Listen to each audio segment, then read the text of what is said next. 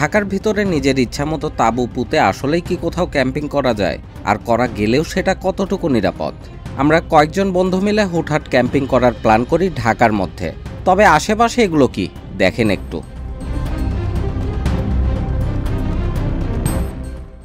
ও মাই god,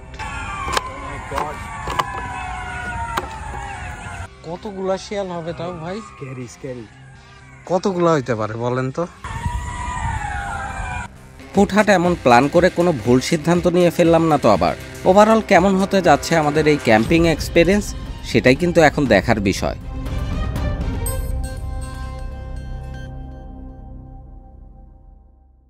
সবাইকে welcome করছে আরও একটি নতুন ভ্রমণ গল্পে।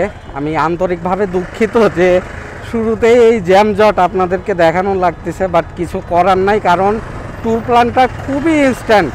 মানে আমি আধা ঘন্টা আগে জাস্ট কল পাইছি যে ভাই বাসা থেকে বের হন, আজকে রাতে আমরা কোনো একটা রিসর্টে যাব মেবি, এবং সেখানে ক্যাম্পিং করব। এর বাইরে আর কোনো আপডেট আমার কাছে নাই। ইনফ্যাক্ট আমি এটাও জানি না যে আজকে অ্যাকচুয়ালি যাচ্ছিটা কোথায়। তো ভাই ব্রাদারদের সাথে এখন মিট করব, দেন দেখা যাক ওদের আসলে প্ল্যানটা কি। আজকে যেহেতু বৃহস্পতিবার, রাস্তায় প্রচুর জ্যাম।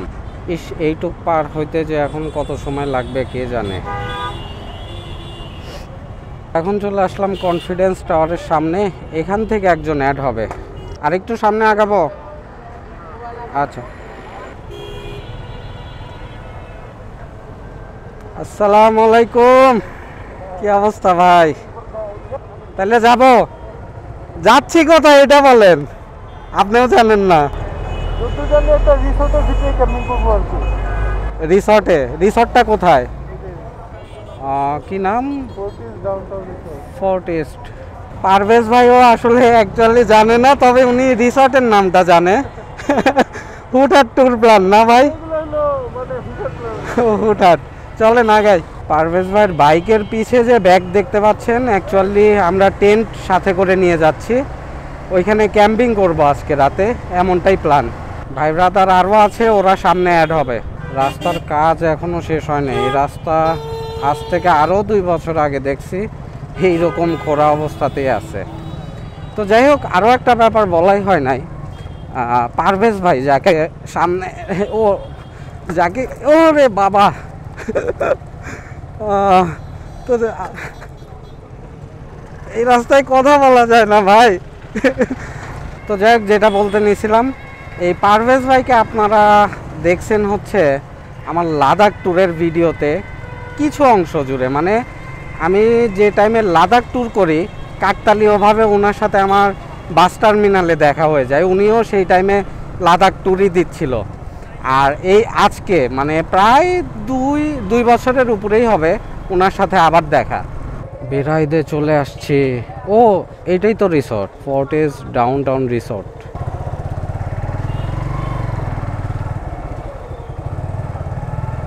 আরে ভাই, আজকে একটা 4 চাকার গাড়ি নাই বলে আলাদা আসতে হলো, এটাই ব্যবধান। এখন কোন জায়গায়? মানে আমরা কি নদীর মাঝখানে ক্যাম্পিং জোন দেখতে যাব? আচ্ছা আসেন, আপনারা যে লোকটা নিয়ে যাবে আমাদেরকে, এখানে এখন এখন বাইক কি এখানে রাখবো না বাইক নিয়ে যাব? আমরা এখন যাচ্ছি আমাদের ক্যাম্প সাইট দেখার জন্য, যেটা এই রিসর্ট থেকে কাছেই আছে।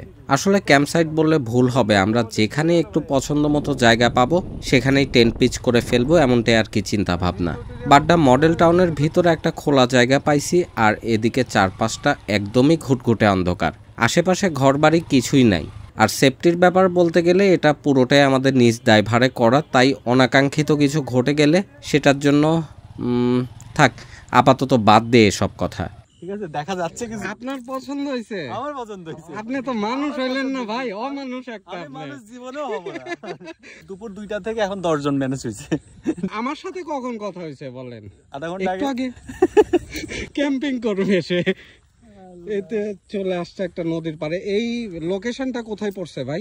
এই লোকেশনটা হলো নিয়ার বাই গুলশান, বাড্ডা।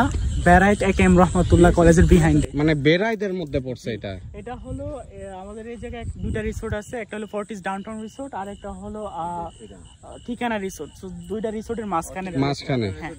আসলে রাতের বেলা আসছে তো বাইক নিয়ে, লোকেশনটা বুঝতে পারি নাই যে আসলে যাচ্ছি কোথায়। লোকেশন অনেক সুন্দর, হ্যাঁ এটা বোঝা যাচ্ছে না আর কি। সিটি ভিউটা ওই পাশে দেখা যাচ্ছে, মাঝখানে নদী। এটা কি নদী?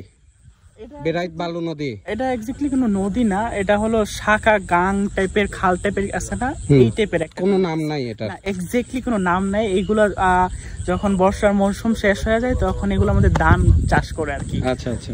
ফার্স্টে ভাবছিলাম হয়তো রিসোর্টেই ক্যাম্পিং করা, বাট অ্যাকচুয়ালি রিসোর্টে না, রিসোর্টে আমরা গাড়িটা রেখে আসছি আর এইখানে আমরা টেন্ট পিচ করব। রাত এখন প্রায় 12:30 মতো বাজে আর এই যে আমাদের কার্যক্রম শুরু হয়ে গেছে। আমরা মেইনলি এই জায়গাটাতে হচ্ছে টেন্ট পিচ করব। লাইটের আপাতত তেমন ব্যবস্থা নাই, এই গাড়ির হেডলাইট দিয়ে আমরা কাজ শুরু করে দিছি। ভাই কয়টা টেন্ট হবে এখানে? এখানে দুটো টেন্ট হবে, আগে বড় তাঁবুটা আগে সেট করি, তারপর অবস্থার বুঝে আর কি দেখি। যেহেতু আমরা একটা নদীর পাড়ে আছি, এই জায়গাটাতে বাতাস লাগতেছে বেশ ভালোই। হ্যাঁ অনেক বাতাস আছে কিন্তু। এই যে একটা সাইকেল আছে, বাইক, দেন গাড়ি, এই পাশে আরো দুইটা বাইক আছে। তো ভাই ব্রাদাররা সবাই পরে আরো অ্যাড হয়েছি। এইখানে একটা টাইম ল্যাপস শুট চলতেছে। এই যে শিয়ালের ডাক শুনছেন ভাই? ও মাই গড,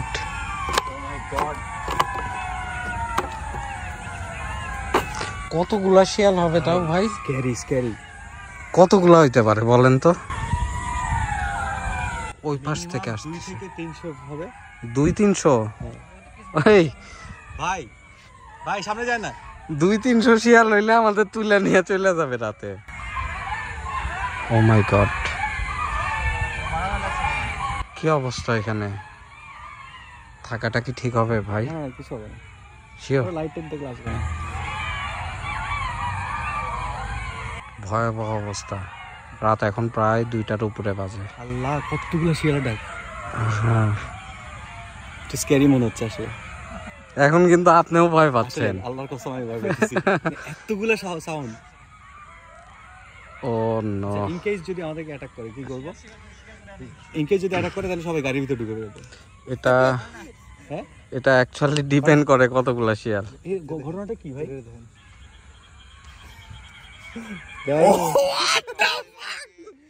আশেপাশে তো কোনো ঘর বাড়ি নাই, আমাদের এই গাড়িতে ঢোকা ছাড়া কোনো ওয়ে নাই, কোনো ওয়ে নাই। যেহেতু আশেপাশে অনেক শিয়াল আছে, আমরা ভাগ্যিস এই যে এরকম লাইট নিয়ে আসছিলাম।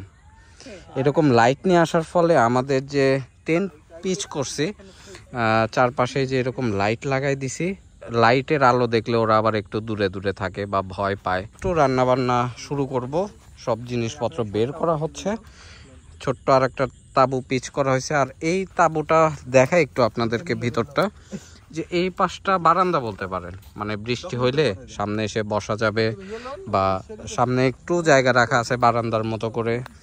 এই পাশে আরেকটা চেম্বার আছে, ভিতরে যদি রান্না বান্না করা হয় এই পাশেও খুলে সুন্দর চারপাশটা একটু খোলামেলা করা যাবে। এই পাশে আরেকটা ঢোকার জায়গা।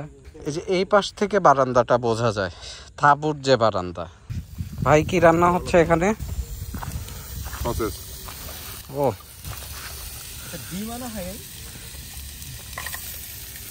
সজেস রান্না করা হচ্ছে, তারপরে ফ্রোজেন পরোটা আছে, এই তো এগুলাই। আপনি আমার এই যে 200-300 শিয়াল কইছি দেখে আপনি আমার মজা লইতেছেন। 5000 কই নেই, এটা অনেক। 200-300 শিয়াল থাকলে এলাকায় মানুষ থাকতে পারতো না। 5000 শিয়াল আসছে, আমি তো আমার মজা লইতেছে। 200-300 এখনো সবকিছু বের করা হয় নাই ব্যাগ থেকে। আর এই যে একটা পোর্টেবল চেয়ার আনা হয়েছে, এই চেয়ারটায় বসে যে আরাম ভাই, ভাই এই চেয়ারে বসে কিন্তু ঘুমানো যাবে ভাই। এই যে ঘন্টা 200 টাকা। ব্যবসা কারে কয়? একটা চেয়ার আই না বসতে দিব না, এখন বসতে চাইলে ভাড়া চায়। একটা জিনিস যখন আপনি খরচ করবেন তখন এর আরামটা অনেক বেশি লাগে, দিলে এত বেশি ভালো লাগে। যখন খরচ করব তখন খুদ বের করব যে ভাই এই চেয়ারটা এই জিনিসটা থাকলে ভালো হইতো। একটু রিল্যাক্স হওয়ার জন্য এই জায়গায় আপনি 10 মিনিট চুপ করে বসে থাকবেন, ইনশাআল্লাহ একদম ফ্রেশ মনে হবে আপনার কাছে। এটাই সবচেয়ে বড়। এবং এই জায়গাতে কিন্তু কেউ ক্যাম্পিং করে না। ইনফ্যাক্ট আমরা যখন এই টেন্টগুলো পিচ করি আমাদেরকে অনেক গাছ কাটতে হয়েছে এখান থেকে জায়গা করে, তারপরে কিন্তু আমরা তাঁবু প্রাইভেট ফেলছি। প্রপার্টি তো এমনি তো আসে না কেউ।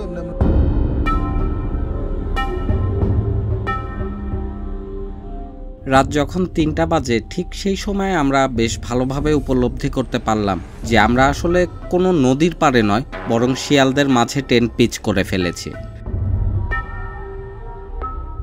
অভুক্ত এই শিয়ালগুলোর নজর এখন আমাদের দিকেই। রাত যত বাড়ছে সেই সাথে শিয়ালদের আনাগোনাও বেড়েই চলেছে।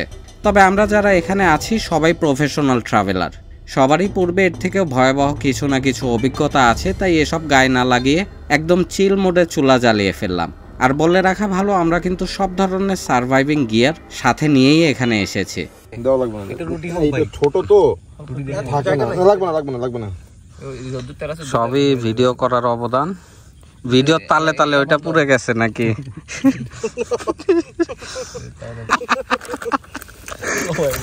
আপনারা কাছে একটা কাঠের চামচ বানাবেন, সবকিছু কিনলে হবে।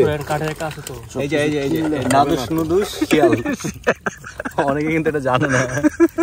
আমরা একটু আগে ভয় পাইলো, সরি আমরা ভয় পাইনি। কেমন ভাই? ভাই সেই যদি একটু পুড়ে গেছে, পুড়ে যাওয়ার টেস্ট আরো বাইরে গেছে, অনেক বাইরে গেছে না? এটা কি শিয়াল খাচ্ছেন অনেক তেল দিয়ে দিচ্ছেন ভাই? শিয়াল না তো তারপর চিন্তা ভাবনা করবো ঠিক আছে। এই তেলটা কোত্থেকে আসছে? এই আবার শুরু। এখন পরোটা বানানো হচ্ছে। চিল্লান তাহলে দেখবেন যে কিভাবে চিল্লান। শিয়ালও ডাকতেছে ওই পাশে, ওই যে চিল্লান সবাই চিল্লান তো। ও আমরা চিল্লাইলে ওরাও চিল্লাবে।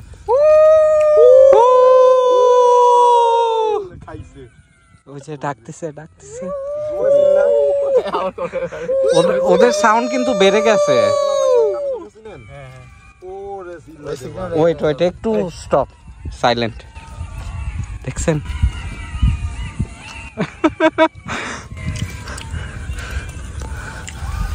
চাইতে মজার ব্যাপার হলো এটা ঢাকার মধ্যে এরকম খেলে ডাকো না যায়, এটা কেউ আসলে বিশ্বাস করার মতো না। না অসম্ভব মনে হয় এই এলাকার লোকেরা নেবেন। আমরা বলছি যে আমরা কাজে আসছি, গরম তো ক্যাম্পিং এ। ক্যাম্পিং মাথাতে পুড়ে গেছে। এটা আবার কেমন কাজ? একটু ঠান্ডা হোক, নইলে হাতে নিতে পারবো না। এ হচ্ছে রাতের ডিনার, সজেস উইথ পরোটা। যদিও একবার ডিনার করে আসা হয়েছে ওই রিসোর্ট থেকে। এটা মিডনাইট। ভাই কি এর মধ্যে ভূত এফএম লাগাইছেন ভাই? গল্প আড্ডায় রাতটা পার করলাম, সবেমাত্র ভোরের আলো ফুটছে। আর একবার চারপাশটা এক নজর দেখেন, আলো ফোটার সাথে সাথে শিয়াল আর একটাও নেই। এখানেই পুরো একটা রাত পার করেছি আমরা সবাই মিলে, যেখানে ছিল শিয়াল আর সাপের ভয়। একটু অ্যাডভেঞ্চার না থাকলে কি ক্যাম্পিং জমে বলেন? শুভ সকাল সবাইকে। আসলে ড্রোন ফুটেজ নেওয়ার মতো তেমন অপশন ছিল না, কোনো রকম ড্রোন ফুটেজ নিয়েছি, এর মধ্যেই বৃষ্টি নামতে শুরু করলো। আবার উপরে দেখি বড় বড় চিল ঘোরাফেরা করছে, যেটা আমার ড্রোনের উপরে অ্যাটাক করতে পারে। সো আশেপাশের পরিবেশটা এইবার একটু দেখেন। এই যে উপরে কালো মেঘ, বৃষ্টি নামছে, আর আমরা ক্যাম্পিং করে বসে আছি এইখানে। ভাই কি অবস্থা ভিতরে? আপনাকে পুরা ফুটেজে খালি খাই পাইলাম। ভাই গরিব মানুষ, মানুষের জামা নাই। এইটাই ভাই কতজনের স্বপ্ন জানেন, এইরকম একটা ক্যাম্পিং করা। সবাই তো আর পারে না। তারপরে ভাইয়ের একটা ছোট্ট তাবু। ভাই দেখি আপনার সংসারটা একটু খুলে দেখান, সংসারে কি কি আছে একটু দেখি। সবই আছে। বাহ, কিন্তু এখানে একটা কিন্তু আছে, আমরা কেউই রাতে তাঁবুর মধ্যে ঢুকি নাই। ওই যে সামনে হ্যামক ঝুলানো আছে, ওই হ্যামকে শুয়ে শুয়ে আমরা আড্ডা দিছি, তারপরে স্যুপ টুপ বানায় খাওয়া হয়েছে রাতের বেলা। আর সকালে যেই বৃষ্টি নামছে সবাই হ্যামক ছেড়ে এখন পালাইছে, দৌড় দিছে, এই যে তাঁবুর মধ্যে ঢুকে পড়ছে। যাক, সারা রাত আড্ডা দেয়া, তারপরে ক্যাম্প ফায়ারটা করি নাই, কারণ এখন গরমের সময় আসলে ক্যাম্প ফায়ার করে খুব একটা মজা পাওয়া যাবে না। ক্যাম্প ফায়ার জমে শীতের সময়। পাশাপাশি এই রকম একটা ভিউ পাচ্ছি, দারুণ লাগছে পরিবেশটা। এই জায়গাটা একদমই নিরিবিলি। সেফটির কথা যদি বলেন, এইটার নিশ্চয়তা আসলে আমিও দিতে পারবো না, তবে যদি একটা গ্রুপ মিলে আসেন সেই ক্ষেত্রে সাহসটা অনেক ক্ষেত্রেই বেড়ে যাবে, বাট একজন বা দুইজন এভাবে এসে ক্যাম্পিং করবেন এটা আমি সাজেস্ট করব না। আমরা কিছু জিনিসপত্র ফেলছি এখানে, এটা কিন্তু এখানে থাকবে না, আমরা আবার যখন টেন্ট গুটাবো তখন কিন্তু এগুলো সাথে নিয়ে আমরা চলে যাব, জায়গাটা আমরা নোংরা করব না। বাইরে হেলমেটটা গাড়িতে ছিল, সুজন ভাই হচ্ছে একদম ভোরবেলা রওনা দিয়ে দিছে, উনি যাবে চট্টগ্রামে, বাইরে হেলমেট নিয়ে চলে গেছে। এখন তো বাইক টানলে মামলা খাবেন। দেখি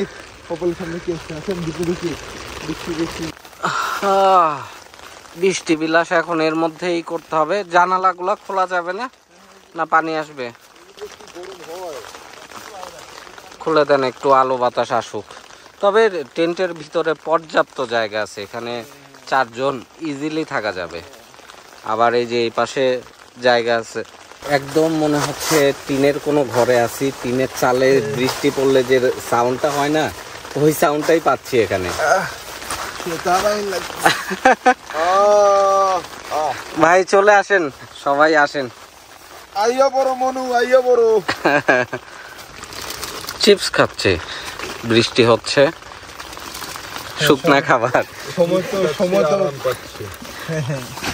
মানে বৃষ্টি বিলাস চলছে আর কি।